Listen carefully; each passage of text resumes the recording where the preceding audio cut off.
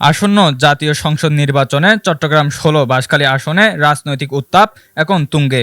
এই আসনে ধানের শীষের প্রতীক নিয়ে লড়াইয়ে নেমেছেন দক্ষিণ জেলা বিএনপির যুগ্ম আহ্বায়ক ও তৃণমূলের জনপ্রিয় নেতা মিশকাতুল ইসলাম চৌধুরী পাপ্পা। দলের মূল স্রোতের সমর্থন আর নেতাকর্মীদের বিশাল বহর নিয়ে তিনি এখন শশে বেড়াচ্ছেন বাঁশখালীর প্রতিটি পথঘাট। প্রতিদিনের গণসংযোগ আর পথসভায় তিনি তুলে ধরেছেন দীর্ঘদিনের রাজনৈতিক বঞ্চনার কথা। সাধারণ ভোটারদের দ্বারে দ্বারে গিয়ে তিনি প্রতিশ্রুতি দিচ্ছেন বিজয়ী হলে বাঁশখালীকে একটি আধুনিক ও বৈষম্যহীন জনপদ হিসেবে গড়ে তুলবেন।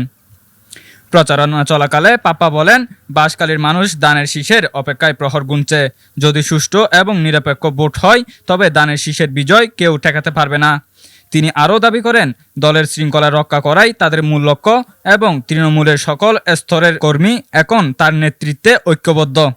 দলীয় সংহতি আর ধানের শীষের ঐতিহ্যকে পুঁজি করে মিশকাতুল ইসলাম চৌধুরী পাপ্পা কি পারবেন বৈতরণী পার হতে, নাকি স্বতন্ত্র প্রার্থীদের চ্যালেঞ্জে ভোটের লড়াই হবে আরও কঠিন, তা দেখার অপেক্ষায় এখন পুরো বাঁশখালীবাসী। এ ছিল এখনকার মতো আপডেট। এতক্ষণ পর্যন্ত সাথে থাকার জন্য ধন্যবাদ।